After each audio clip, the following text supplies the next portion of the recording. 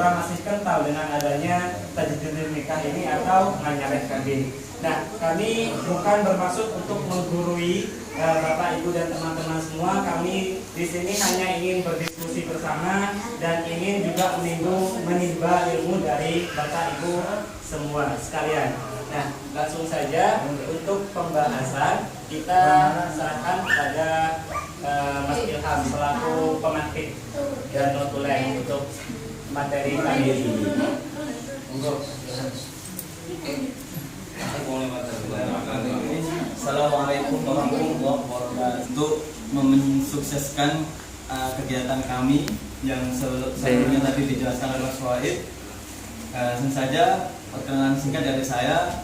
Saya Ilham Subhanallah, satu kelas juga dengan Mas Wahid, jurusan Hukum Keluarga Islam, yang pada kesempatan malam hari ini akan menyampaikan sedikit materi yang kami dapatkan di perkuliahan,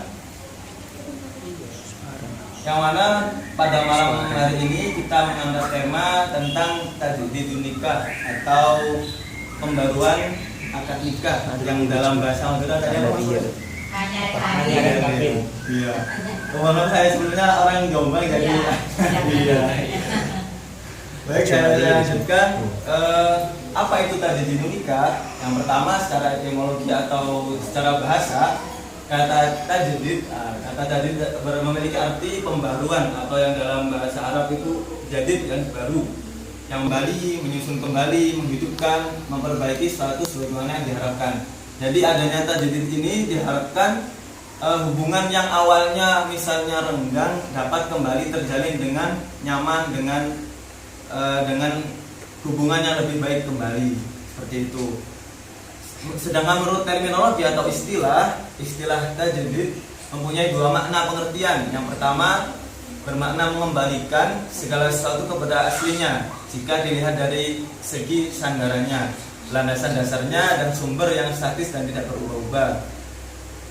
Demikian yang secara istilah. Nah, tajdid nikah sendiri merupakan suatu kegiatan yang tadi sudah diulang-ulang, yakni memperbarui, mengulangi, serta memperbaiki kembali suatu hubungan atau tali pernikahan yang telah berjalan dan mengalami penggeseran dari tujuan pernikahan tersebut, seperti konflik pasangan yang sangat parah, lalainya kewajiban suatu pasangan, dan dolimnya suatu pasangan suami istri. Jadi tajdid nikah itu dilakukan ibaratnya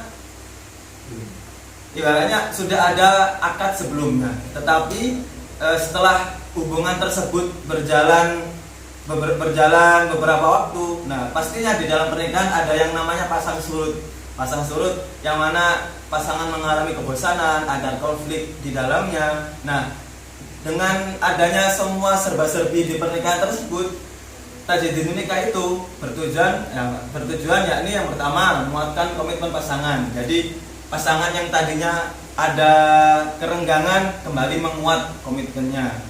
Yang kedua, mengisi ruang kosong pasangan akibat menjalani kebersamaan. Jadi tadi yang awalnya pernikahan itu yang berjalan lama, adanya seperti setelah kebosanan, setelah menjalani yang sangat lama, ada serba-serbinya sehingga muncul kebosanan. Nah, maka di sini tujuan tajdid nikah untuk mengisi kembali ruang kosong atau istilahnya hati yang hamba, seperti itu. Yang ketiga, mendapatkan keberkahan. Nah, kenapa mendapatkan keberkahan? Karena pernikahan jika kembali didasari dengan rasa cinta yang penuh, rasa cinta yang utuh, pastinya akan mendapatkan ridho dari Allah Subhanahu wa taala. Amin. Yang keempat, yakni menjaga, kembali lagi kepada tujuan pernikahan, yakni menjaga keutuhan rumah tangga. Tadi untuk memperbarui hubungan yang renggang tadi. Yang terakhir, memperbaiki hubungan suami istri yang retak. Jadi tujuan tajdid nikah itu tidak lain tidak bukan untuk kembali menyatukan dua insan yang tadinya ada kerenggangan, ada permasalahan konflik, ada serba-serbi di pernikahan tadi, sehingga dengan adanya tajdid nikah ini diharapkan nantinya hubungan tersebut kembali membaik, seperti itu. Jadi sebelumnya ada akad, tetapi ketika ada tadi serba-serbinya tadi, dengan adanya tajdid nikah ini kembali diadakannya akad. Nah, seperti itu. Ibaratnya akad yang kedua setelah yang pertama tadi, seperti itu. Untuk kembali ibaratnya pasangan itu merasakan awal-awal seperti pernikahan awal itu. Jadi ada romansa-romansanya yang lagi anak muda bergelora seperti itu. Jadi untuk membangun kembali rasa tersebut. Nah, untuk hukum tajdidun nikah, Oke. Nah, hukum tajdidun nikah itu seperti apa? Nah, yang pertama menurut jumhur ulama banyak terjadi pendapat-pendapat. Nah, yang kami paparkan di sini menurut jumhur ulama, yakni Imam 4, Imam Syafi'i, Hambali, Hanafi, dan Maliki mengatakan bahwa hukum tajdidun nikah adalah mubah atau boleh karena terdapat unsur tajamul atau memperindah hubungan tadi. Yang kedua, dan ihtiyat atau kehati-hatian dari sepasang suami istri karena takut terjadinya sesuatu yang dapat merusak hubungan pernikahan tanpa mereka sadari. Dan tradisi tajdidun nikah diharapkan dapat menetralisir atau yang sebelumnya ada konflik-konflik tersebut diharapkan hilang dan ada rasa yang baru tersebut. Jadi hukum tajdidun nikah ini boleh. Jadi ketika ada pasangan atau hubungan yang seperti tadi ada konflik dan lain-lainnya, maka adanya tajdidun nikah ini diharapkan bisa memperbaiki tadi. Jadi hukum yang menurut jumhur ulama ini pakai adalah mubah atau boleh. Itu. Yang kedua, kegiatan mengalami suatu akad nikah yang pertama atau akad yang pertama dilakukan pada saat awal adanya pernikahan dan dilakukan di dalam akad nikah yang kedua, maka hal tersebut tidak merusak akad nikah yang pertama. Nah, jadi adanya tajdidun nikah ini tidak merusak akad yang pertama. Kan saya tadi sedikit jelaskan, ada yang pertama kan akad yang dilakukan saat pertama kali melakukan, dan tajdidun nikah ini yang kedua. Nah, adanya tajdidun nikah ini tidak merusak adanya akad yang pertama, tetapi memperbarui dengan tujuan menetralisir masalah tadi sehingga hubungan kembali terjalin dengan baik, seperti itu. Nah, dalam pelaksanaannya tajdidun nikah ini sama dengan akad yang pertama, hanya perbedaannya terletak pada hubungan akad nikah dengan negara. Jika akad nikah yang pertama dicatat dan didaftarkan di kantor urusan agama atau KUA, namun pada akad nikah yang kedua ini atau tajdidun nikah tidak dilakukan pencatatan dan pendaftaran ke kantor KUA atau dilaksanakan di bawah tanpa pengetahuan KUA. Nah, bedanya yang pertama tercatat dan diakui oleh negara, tetapi yang kedua ini tidak diharuskan untuk mencatatkan lagi karena kan tujuannya memperbarui tadi dengan adanya hubungan-hubungan tadi. Nah, dilakukan tajdidun nikah untuk memperbaiki sehingga sudah otomatis yang pertama sudah terdaftar, jadi yang kedua ini tidak perlu didaftarkan, seperti itu. Nah, untuk selanjutnya tentang faktor-faktor terjadinya tajdidun nikah. Nah, mungkin yang dari sini akan dijelaskan supaya. Terima kasih atas waktunya Mas Ilham selaku pemantik utama dari presentasi kali ini. Apa saja faktor dari tajdidun nikah? Apa saja faktor dari tradisi nganyareh kabeh tersebut? Ada 3 faktor yang kami paparkan di sini. Yang pertama ada faktor sengketa atau konflik. Nah, tentunya kita dalam mengarungi bahtera rumah tangga, tentu saja kita tidak bisa untuk menghindari suatu konflik. Justru dalam suatu keluarga itu kita harus menghadapi konflik tersebut dan pasangan suami istri beserta keluarganya harus mencari solusi yang terbaik untuk menghadapi dan menyelesaikan konflik tersebut.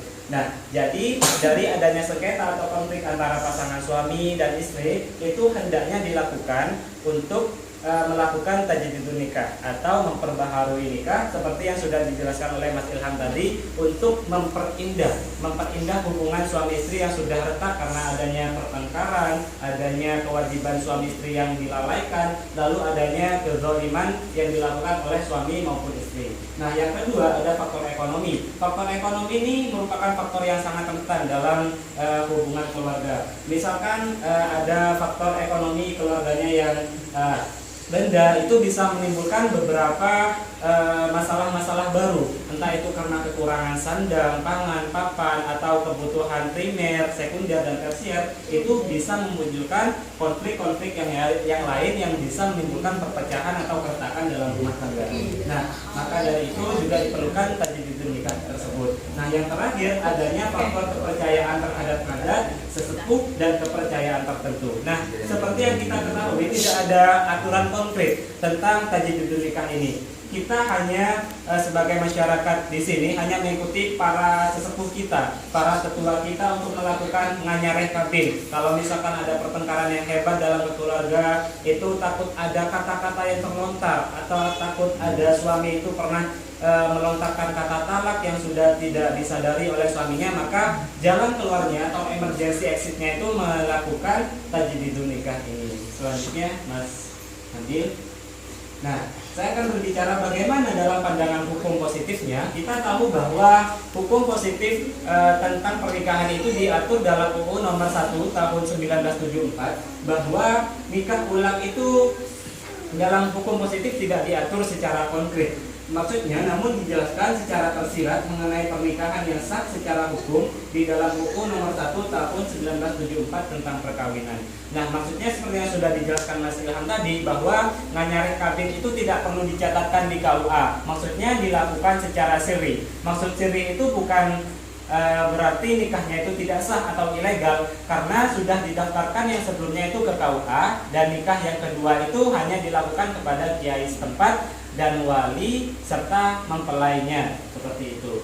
Nah, kita juga sering mendengar apakah kawin siri itu bisa ditajdidun nikah. Kawin siri tidak bisa ditajdidun nikahkan. Kawin siri itu kan nikah secara agama, namun tidak sah secara hukum karena tidak didaftarkan di KUA. Maka jika kita ingin melegalkan pernikahan kita untuk mendapatkan akta nikah, buku nikah, maka harus didaftarkan ke KUA. Kalau sudah terlanjur melakukan kawin siri, maka kita harus melakukan yang namanya isbat nikah atau pengesahan nikah.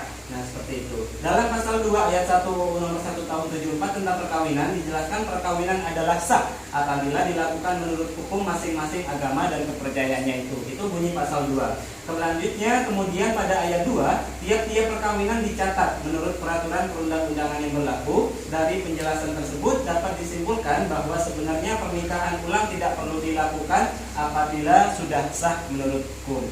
Nah, jadi pada kesimpulannya, praktik tajdidun nikah atau nganyareh kabin ini jika ditinjau dari hukum Islam maupun hukum positif adalah sah, dengan syarat nikah ulang tersebut bertujuan untuk menguatkan pernikahan yang pertama. Seperti itu. Nah, mungkin cukup sekian presentasi tentang tajdidun nikah yang kami sampaikan. Mungkin dari Bapak, ya, terima kasih. Tanyakan. Silakan. Terima kasih adik-adik mahasiswa dari WINSA Surabaya yang telah menyempatkan waktunya di TPA Nurul Huda ini tentang sharing masalah tajdidun nikah. Meskipun anak-anak kami santri ini masih di bawah umur, dengan adanya informasi awal ini kemungkinan untuk nganyari kabin, kata orang Madura Indonesia ini, sehingga anak kita yang masih muda ini sudah tahu, sehingga kalau sudah kawin nantinya tidak sembrono marah kepada istrinya. Ini sangat bermanfaat sekali kepada kami, khususnya kepada anak-anak santri ini. Kami ucapkan banyak-banyak terima kasih kepada adik-adik mahasiswa dari UNSA yang telah meluangkan waktunya untuk bergabung di TPA Nurul Huda ini. Sekian dari saya. Terima kasih atas pemaparan dan penyampaian dari Bapak Haji Subaidi yang sangat menarik sekali tadi. Kami mengucapkan banyak-banyak terima kasih kepada teman-teman TPA dan para Bapak Ibu selaku pengurus yayasan TPA Nurul Huda ini. Mohon maaf jika ada segala tingkah laku kami yang kurang berkenan di hati Bapak Ibu dan teman-teman semua. Kami ucapkan terima kasih dan mohon maaf sebesar-besarnya. Dari kami billahil ma'unah ila thoriqil jannah. Assalamualaikum warahmatullahi wabarakatuh. Waalaikumsalam warahmatullahi wabarakatuh. Assalamualaikum warahmatullahi wabarakatuh.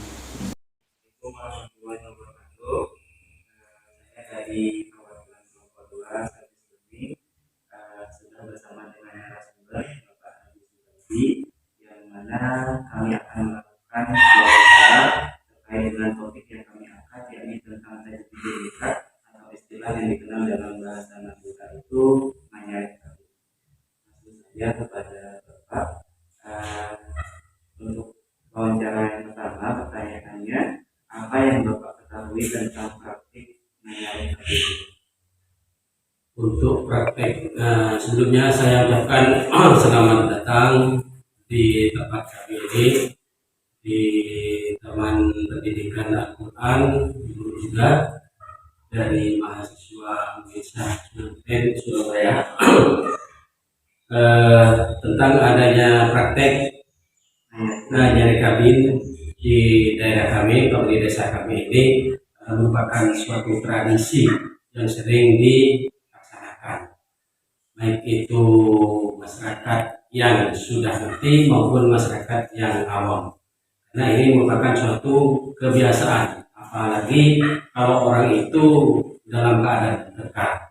Tapi meskipun tidak bertengkar, biasanya orang itu kalau yang sudah ngerti, setiap tahunnya itu pas hari ulang tahun perkawinan biasanya mengadakan nyari kawin ini. Untuk pertanyaan yang kedua, apakah praktik menarik kawin ini masih banyak dipraktikkan di desa ini? Masih banyak sekali. Dari sekian penduduk yang mengalami nyari kawin ini masih banyak. Kebanyakan orang yang menyari kawin ini di nikah ini biasanya orang pergi ke tokoh masyarakat, dalam hal ini yaitu kiainya atau orang yang bisa memberikan pelajaran agama yang sekiranya bisa memberikan ijab kabul tentang perkawinan itu. Jadi lalu apa saja faktor-faktor seseorang itu melakukan praktik menyaring kawin? Biasanya faktornya di desa kami ini kalau kita lihat yang paling menonjol itu apabila orang itu sering bertengkar atau bercekcok di dalam rumah tangganya. Yang kedua, biasanya orang itu kalau bepergian jauh sehingga pulangnya itu sampai 1 tahun mencari nafkah di Malaysia, di Arab Saudi dan lain sebagainya itu, sehingga datangnya itu biasanya orang itu menanyari kawin, istilahnya tajdidul nikah itu. Artinya katanya orang itu biar perkawinannya yang telah terjadi itu baru lagi, anyar lagi. Takut-takut sebelum kita atau selama kita mengadakan pernikahan itu takut ada salah paham, baik itu dari suami maupun dari istrinya. Meskipun bukan dalam perkara itu juga orang-orang yang ngerti biasanya setiap ulang tahun pernikahannya itu biasanya mengadakan penganyarin kawin. Dari kalangan mana saja yang biasanya melakukan praktik menyaring kawin? Kalangan ini bisa dijangkau dari kalangan yang mengerti tentang agama dan juga orang yang tidak mengerti tentang agama. Tapi sebagian besar orang yang mengerti tentang agama, sehingga orang itu takut perkawinannya itu ada retak di dalam rumah tangganya, sehingga orang tersebut akan menganyari kawin itu. Lalu apa dampak bagi pasangan setelah melakukan tajdidul nikah? Apakah keluarganya akan menjadi lebih romantis? Dampaknya sangat positif sekali. Karena apa? Setelah menganyari kawin itu, baik suami maupun istri, kedua pasangan itu ke belakangnya itu saling berpengertian. Artinya apabila perbuatan yang telah dilakukan sebelumnya itu tidak akan diulangi lagi. Ya, yang namanya orang rumah tangga mesti ada sedikit percekcokan di rumah tangga, sehingga apabila terjadi lagi itu dalam artian tidak disengaja kita bertengkar dalam rumah tangga. Kalau kita sengaja berarti itu kurang enak. Lalu untuk pertanyaan yang terakhir, jadi apakah tajdidul nikah atau menyaring kawin itu sangat berperan penting bagi keluarga yang mengalami konflik?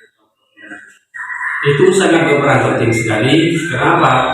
Karena dalam kedua keluarga itu dalam mengalami konflik itu, kalau sudah menganyari kawin, istilahnya itu sudah sah, sehingga perkawinannya itu tidak retak lagi. Artinya sudah, istilahnya sudah kalau kita bayangkan kepada orang mengikat rumah itu sudah agak baru lagi, sehingga semua pertengkaran percekcokan yang telah dijalani pada suami istri ini sudah menjadi rukun. Sama rukun artinya tambah erat pernikahannya itu. Terima kasih. Terima kasih banyak atas jawabannya dari narasumber Bapak Haji Suhaidi. Semoga kiranya apa yang sudah disampaikan bisa memberi manfaat bagi kita semua. Mohon maaf atas segala kesalahan dan khilaf dari kami. Terima kasih banyak. Wassalamualaikum warahmatullahi wabarakatuh. Waalaikumsalam warahmatullahi wabarakatuh.